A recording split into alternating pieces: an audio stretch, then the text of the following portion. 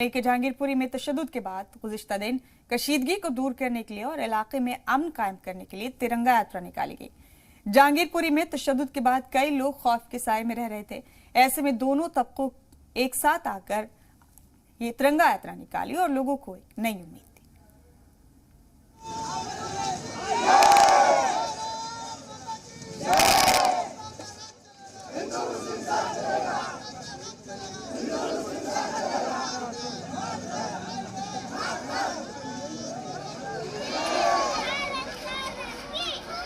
न भगवा न हरा, न हिंदू न मुसलमान,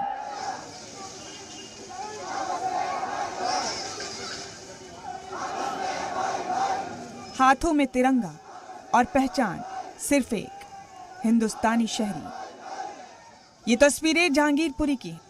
जी हाँ, ये वही जहांगीरपुरी है जहां हनुमान जयंती के दिन शोभा यात्रा के दौरान आगजनी और पत्थरबाजी की तस्वीरें देखने को मिली थी।